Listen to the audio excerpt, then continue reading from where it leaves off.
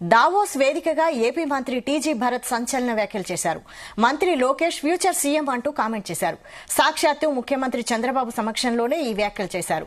Lokesh deputy CM కావాలంటూ TDP నేతలు చేస్తున్న కామెంట్స్ పై పార్టీ అధిష్టానం స్ట్రాంగ్ వార్నింగ్ ఇచ్చి గంట గడవక ముందే టీజీ భరత్ ఈ వ్యాఖ్యలు చేయడం సంచలనంగా మారింది.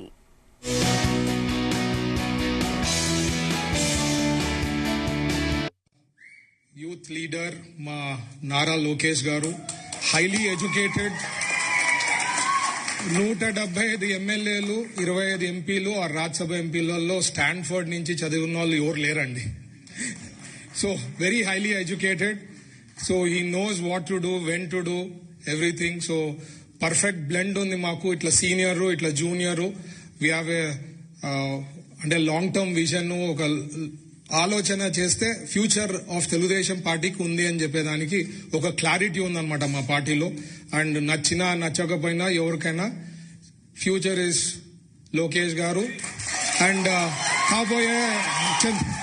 కాబోయే ముఖ్యమంత్రి కూడా మన లోకేష్ గారు ఫ్యూచర్లో. అలాగే మన రామ్మోహన్ నాయుడు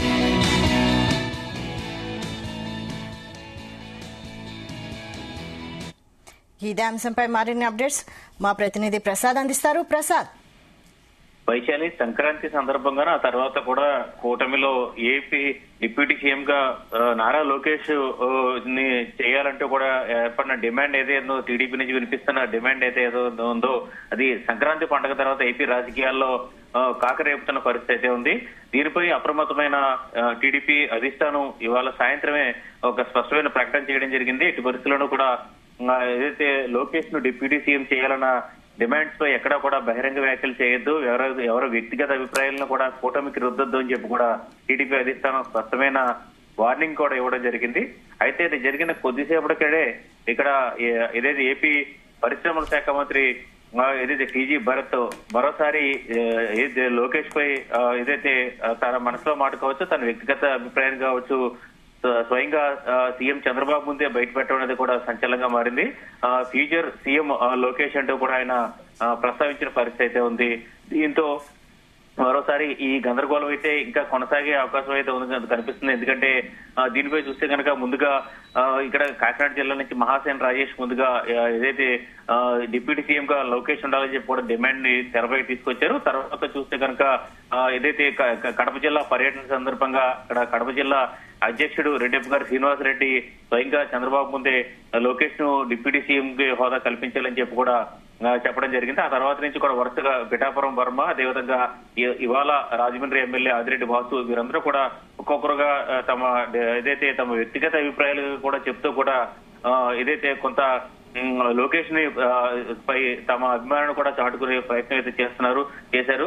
అయితే ఇందులో చూస్తే కనుక ఇది మరింతగా ప్రమాదంగా మారే అవకాశం ఉన్న నేపథ్యంలో కూటమిలో ముఖ్యంగా టీడీపీకి జనసేనకు మధ్యన తీవ్రమైన విభేదాలు తీసుకొచ్చే అంశంగా కనిపించిన నేపథ్యంలో టీడీపీ అధిష్టానం అప్రమత్తమైన పరిస్థితి అయితే ఉంది.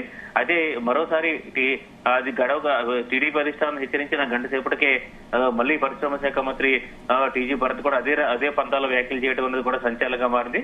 ఓవరాల్ గా ఎపిసోడ్ చూస్తే కనుక ఇది ఇప్పట్లో ఆగే పరిస్థితి కనిపించలేదు. టీడీపీ అధిష్టానం ఎందుకు చెప్పినప్పటికీ కూడా అయితే ఇదంతా రాజకీయ విశ్లేషకుల్లో చెబుతున్న ప్రకారం ఉద్దేశపూర్వకంగా దీన్ని ఎవరైనా ప్రమోట్ చేస్తున్నారా, ఏదైతే ఎప్పుడూ లేనిది ఏదైతే గత జూన్ నెలలో కూటమి ప్రభుత్వం ఏర్పడిన తర్వాత సీఎం గా చంద్రబాబు ఉన్నారు, తర్వాత డిప్యూటీ సీఎం గా ఏకైక డిప్యూటీ సీఎం గా పవన్ కళ్యాణ్ ఉన్నారు. అప్పటి నుంచి కూడా ఎప్పుడు కూడా ఈ ప్రస్తావన అనేది రాలేదు.